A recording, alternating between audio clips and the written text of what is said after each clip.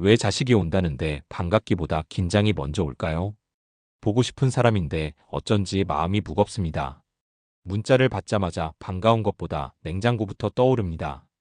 뭐라도 해줘야 할 것 같은 압박감이 기쁨보다 먼저 찾아옵니다. 괜찮은 척은 해보지만 속은 이미 복잡해져 있습니다. 식단을 바꿔야 하나, 이불은 꺼내야 하나, 며느리는 뭐 좋아할까? 심지어 내가 입을 옷까지 다시 고르게 됩니다. 너무 편해 보이면 안 될 것 같아서요. 그 며칠이 지나가면 또 며칠이 흔들립니다. 일상은 어쩌다 잠시 멈춘 게 아니라 통째로 방향을 바꾸는 느낌입니다. 말 그대로 하루 이틀 오는 손님이 아니라 내 일상의 중심이 바뀌는 사건처럼 느껴집니다. 여기서 중요한 건 시간의 길이가 아닙니다. 단 하루라도 그 하루가 나 아닌 누군가의 기준에 따라 움직이면 사람은 통제감이 떨어지고 지친다고 심리학자들은 말합니다. 자식은 쉬러 오지만 부모는 준비하러 분주해지고 그 시간이 편안한 시간이 아닌 관리와 조율의 시간처럼 변해버립니다. 결국 반가운 사람이 오는 건데 이상하게 내 마음은 긴장을 택하고 있습니다. 그 긴장의 뿌리를 들여다보면 이렇습니다. 내 리듬으로 살던 삶에 누군가의 리듬이 들어오는 순간 나는 내가 주인인 삶에서 잠시 맞이하는 사람으로 바뀌는 겁니다. 그게 바로 피로의 본질이었습니다. 몸보다 마음이 먼저 지치고 머릿속이 시끄러워집니다. 무언가 해주고 싶은 마음이 없는 게 아니라 너무 많아서 지치는 겁니다. 그렇다면 이 긴장을 어떻게 풀 수 있을까요? 해답은 내 방식으로 그들을 맞이하는 데 있습니다. 내가 먹는 음식, 내가 보는 채널, 내가 있는 그대로의 공간 안에 그들을 초대하는 겁니다. 그렇게 하면 놀랍게도 마음이 덜 흔들립니다.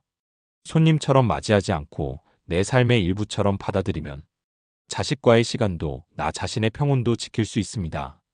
그럼에도 여전히 궁금합니다. 왜 그들은 갈게요라고 쉽게 말하고 나는 준비에만 몰두하게 될까요? 다음 이야기에서는 그 짧은 한마디가 왜 우리를 더 피곤하게 만드는지를 나눠보겠습니다. 2. 우리 이번 주에 갈게요라는 말이 왜 반가움보다 피곤함이 될까? 자식에게서 우리 이번 주에 갈게요라는 연락이 오면 처음엔 반가움이 솟았다가 금세 머릿속이 바빠집니다. 뭘 해줘야 할까? 뭘 준비해야 할까? 이번에도 내가 맞춰야 하나? 그 한마디는 우리 간다라는 뜻이지만 부모에겐 이제 준비하실 시간입니다라는 통보처럼 들립니다. 기다려온 만남이지만 마음속엔 묵직한 부담이 먼저 떠오릅니다. 그 말은 기다려도 돼요? 가 아니라 간다는 일방적인 선언입니다. 특히 요즘처럼 예고 없이 톡 하나로 전하는 시대에는 상대의 상황이나 컨디션을 헤아리는 여유가 사라지곤 합니다. 그렇게 준비는 나 혼자 시작됩니다. 냉장고를 열어보고 반찬을 떠올리고 세탁기부터 돌립니다. 몸은 안 움직여도 마음은 이미 한참 앞서 달려갑니다. 그럼에도 불구하고 나는 이런 생각을 합니다. 그래도 반가운 일이잖아. 이 정도는 괜찮아야지. 그런데 그게 반복될수록 나의 리듬은 점점 사라져갑니다. 심리학자 마틴 셀리그만은 자신의 삶을 통제할 수 있다는 느낌이 사람의 감정을 안정시킨다고 말합니다. 반대로 원치 않는 상황에 반복적으로 노출되면 무기력감이 깊어진다고도 했죠. 즉, 자식이 오는 게 힘든 게 아니라 내가 준비되지 않은 상황에서 일방적으로 움직여야 하기에 피곤한 겁니다. 마치 지금부터 엄마 아빠로 돌아가야 합니다라는 벨이 울린 것처럼요. 해결은 아주 단순합니다. 이번 주는 내가 좀 힘들어서 다음 주는 어때? 한마디로 리듬을 다시 내 쪽으로 돌리는 겁니다. 처음엔 미안할 수 있습니다. 하지만 한두 번 해보면 자식들도 받아들이고 오히려 먼저 묻습니다. 엄마, 이번 주 괜찮으세요? 그 질문 하나에 마음이 놓입니다. 이건 거절이 아니라 서로의 합을 맞추는 겁니다. 누군가를 맞이하는 것도 관계의 일, 그 일이 나 혼자만의 몫이 되지 않을 때 비로소 편안해집니다. 그런데요, 문제는 여기서 끝나지 않습니다. 막상 만나면 나는 왜 여전히 해줘야 할 사람이 되어 있을까요? 이제 그 질문을 함께 살펴보겠습니다. 3.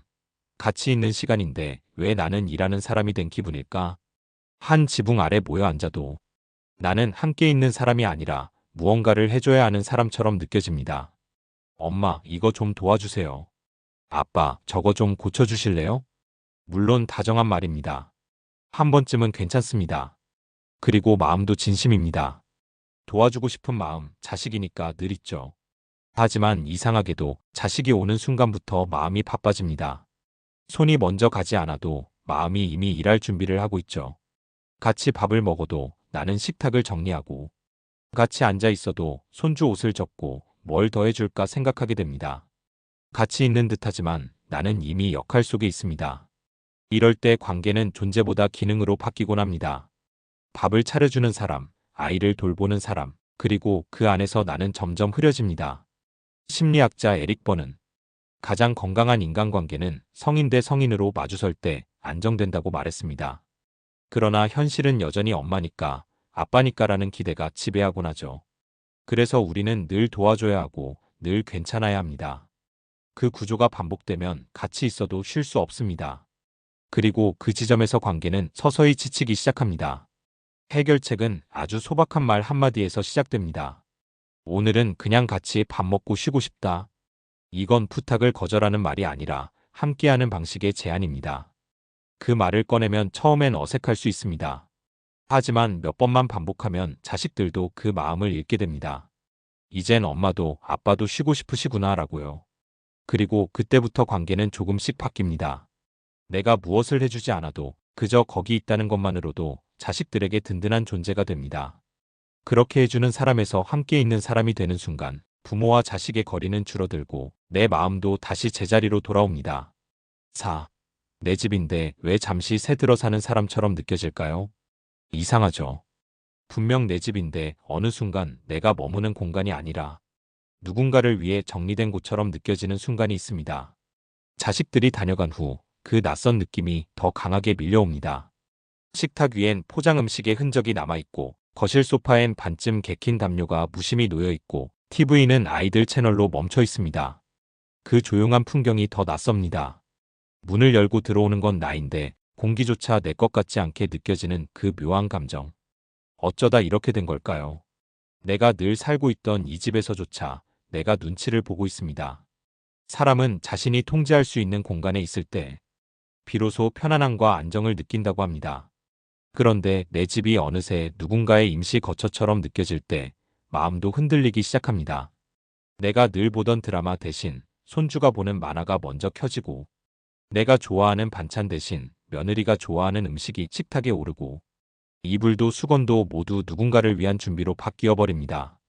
그 변화가 나쁘다는 건 아닙니다. 하지만 문제는 그 과정에서 나 자신이 조용히 사라진다는 겁니다. 이 공간의 주인은 여전히 나인데 나는 자리를 내어주고 한 발 물러나 있게 됩니다. 그렇게 반복되면 결국 이렇게 느껴집니다.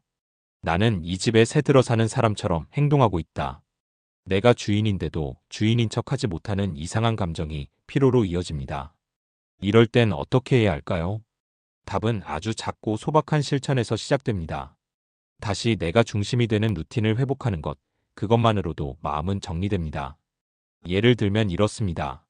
식탁에 내가 먹던 된장국을 다시 끓이고, TV를 내가 평소에 보던 뉴스 채널로 돌리고, 쿠션 하나를 내가 자주 앉던 자리에 다시 놓아두는 것. 이건 단순한 정리가 아닙니다. 여전히 나는 이 공간의 주인이고 이 공간은 누구보다 나에게 익숙하고 안전한 곳이다라는 감각을 회복하는 일입니다.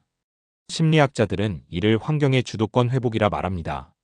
내가 통제할 수 있는 환경을 회복할 때 정서적인 안정감이 돌아옵니다. 그리고 그 안정감은 나를 다시 중심에 놓이게 해줍니다. 결국 자식이 오는 것은 좋은 일입니다. 하지만 그 방문 뒤 내가 다시 나로 돌아오는 시간을 준비하지 않으면 그 만남이 기쁨이 아니라 피로로 끝나게 됩니다. 한 번쯤 나에게 이렇게 말해보세요. 이 집은 여전히 내 집이고 나는 여전히 이곳의 주인이다. 그 말을 스스로 되뇌는 것만으로도 다시 안정이 찾아옵니다. 하지만 이쯤 되면 또 하나의 질문이 남습니다. 왜 자식은 하루 이틀 있다가 웃으며 떠나는데 나는 며칠씩 멍하니 그 자리를 정리하며 머물게 되는 걸까요? 오, 자식은 금방 떠나는데 왜 내 마음은 한참을 붙잡혀 있을까요? 문은 닫혔습니다.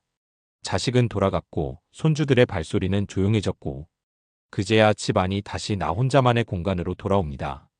그런데 이상하죠.